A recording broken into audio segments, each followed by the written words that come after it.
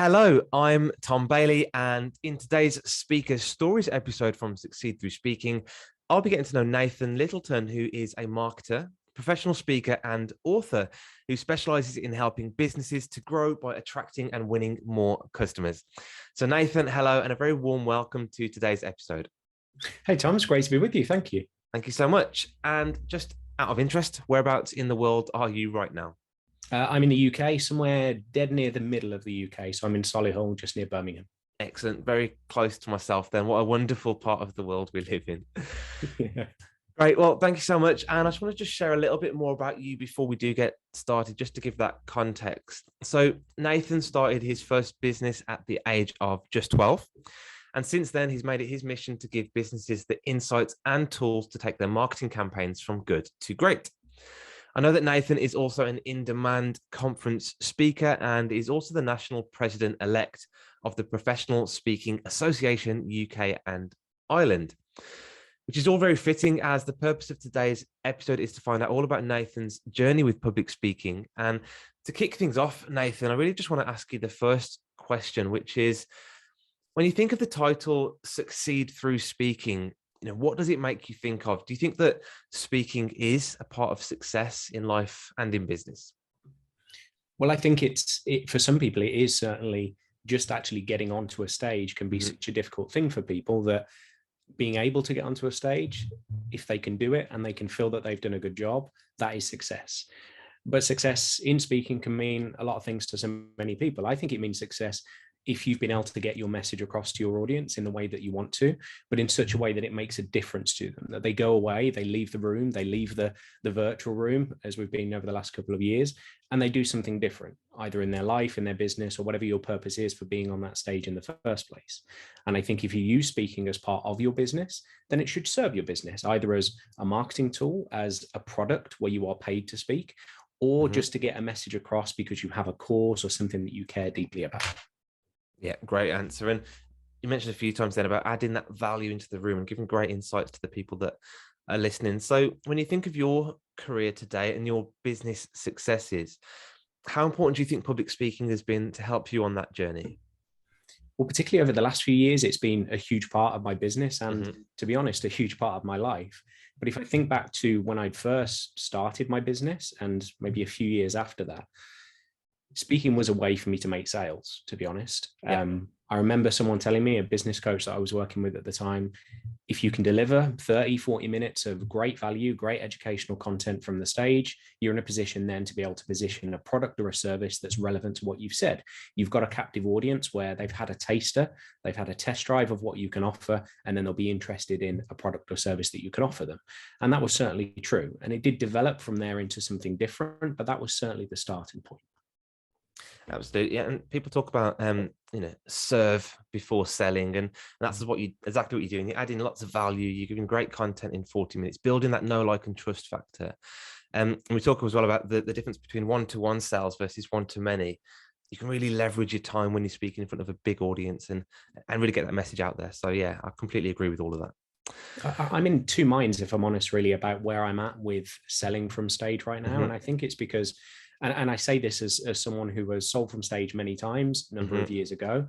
I don't do so much now. I do speak. There are some occasions where I'll speak for free, and it's because I want to position myself in front of an audience, but not to pitch a product or a service at the end.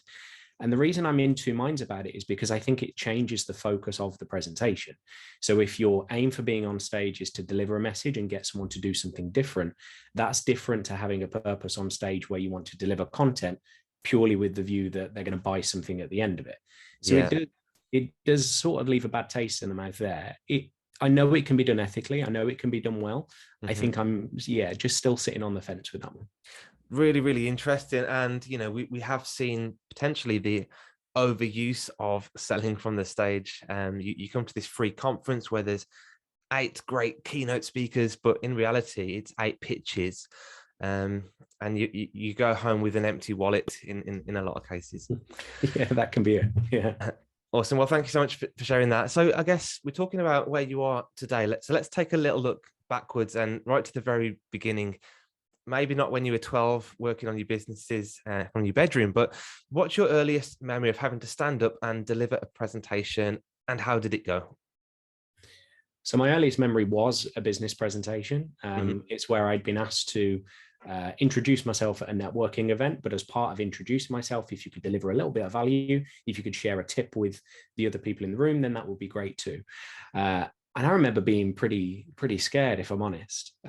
It seems strange to think now, but then I know a lot of people are in that situation. Don't get me wrong, I still get nervous. Someone told me a few years ago, there are two types of speakers. There's those that are nervous and there's those that are liars. And I do think that's true. It sounds a little bit flippant, but I think the point is whether the nerves you have when you speak, even if it's just little bits of butterflies in your stomach, whether they manifest themselves and mean that you choke up or you're shaking or something like that. That's very different to the nerves where you just feel in your stomach, and that can turn into adrenaline, that can turn into excitement. I was certainly not at that point when I had to deliver this presentation where all I could feel was fear. I'm fairly sure the room felt hotter to me than it did to anyone else in the room. I can imagine. And it was a bit of a struggle, if I'm honest. I was glad it was a short one. Yeah, good. Yeah, good. I'm glad that you said that, because a lot of people who are just starting out on their speaking journey almost wonder if they'll ever be able to do it. But the fact that you did have those nerves and you got those feelings of the room heating up, maybe hands are shaking, and now you can stand on stage with confidence. So yeah, it's great to know that you have been on that journey. So somebody who's at the start of that journey might want to ask you the question, what was the one thing that you wished you'd known back then that you know now when it comes to speaking and presenting? Or another way of asking it is, what advice would you have given to a young Nathan? I'll give two, if that's okay. Please do. Yeah. First is to understand that actually the audience wants you to do well.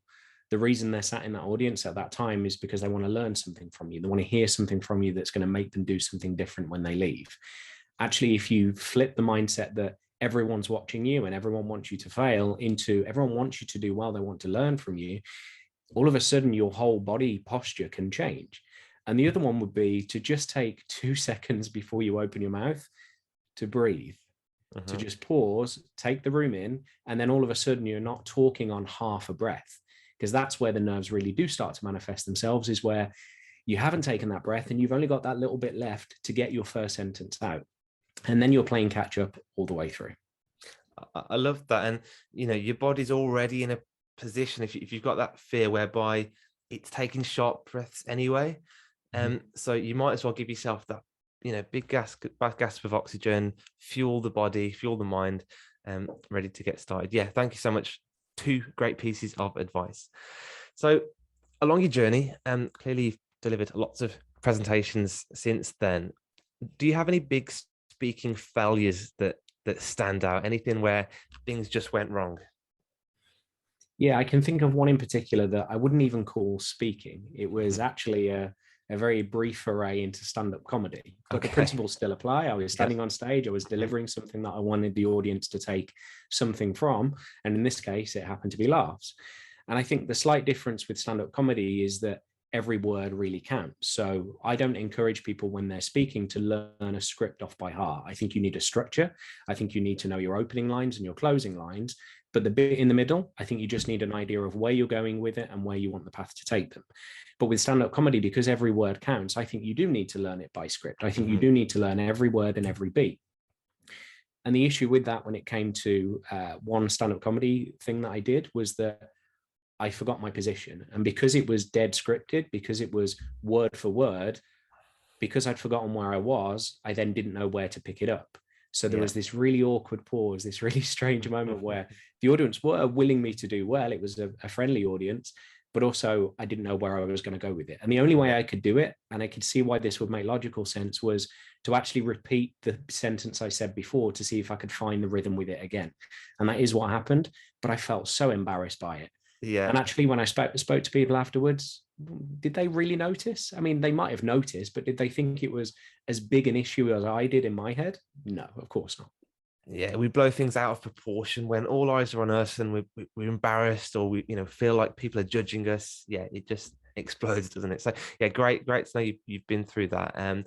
And it's interesting about this script. So when I started, I've got a bit of a background with fear and social anxiety. I used to script everything word for word, and I would not stand up and speak without a predefined script. But watching back, it was very robotic. There was no authenticity. It's almost like I was too perfect. But as speakers, we're humans, and we can say and we can make a few mistakes, and we can go off piste a little bit, because that's just what happens in conversations anyway. So yeah, great piece of advice. Lots of value, lots of advice already. What other piece of advice might you give to somebody who wants to really pursue a career in speaking at conferences, keynotes, anything like that? I'll give two again if I can. I'm trying to Please. squeeze as much value into good. this as I possibly can. The first one would be the biggest difference that was made to my speaking ability was the use of stories. Yeah. And knowing how to create stories that get a message across, not so that it's really tightly structured in the sense that I'll tell a story, I'll make a point, I'll give an example. I think the best stories and the way they're used in presentations tend to be the ones where the message is kind of teased all the way through the story, and then all you have to do is just fill in the blanks at the end. Yeah. So stories absolutely make the difference. And the great thing is, we're talking about scripts and memorizing speeches, is that stories are things that you already know. So actually you don't need to script them, because you've got the gist of the story in your head already. And you will become more authentic if you do appear as though you are telling a story that is from the heart. And it just makes the message get across so much better than it otherwise would. So stories are absolutely the first one. And I think the second, and something that I think I'm still on a journey of, and I think everyone is, I don't think you ever really get to the full crux of it, is to find your particular style. And when I first started speaking, I worked with a brilliant speaker coach. She was fantastic. She taught me how to speak, how to feel confident on stage, but also how to, I guess, deliver in a way where I felt like I would belong to be on that stage. Yeah. And that was an important thing for me, to get over that from an early point of view with being confident on stage. But it did give me a certain style. And the style I'd kind of liken it to is that of a politician. And that's not really me. It did help me to speak. She taught me a way of speaking, but then I needed to, I guess, learn the rules before I could break the rules. And it was breaking the rules that meant I could find my own style. And again, I think the thing I'd liken it to is, I remember someone telling me, oh, you learn to pass your driving test and then you learn to drive. And I think it's a really similar thing with speaking. You learn how to speak in a certain way that teaches you the basics, teaches you how you can stand on a stage with confidence and deliver with confidence. And then you find your own style. You find the stories that will work and the way you deliver them, and the punchlines that once upon a time were improvised, and then they're planned improvisations every time you deliver. That's how you find your style, which you can only really do with stage time, I appreciate. Yeah. But I do think you have to learn to speak first and then find your style. Yeah, and you made a really good point at the end then. That can't be done through theory. That has to be done through practice. So just get out there and start speaking, I think, is one of the key messages there. So yeah, really appreciate that.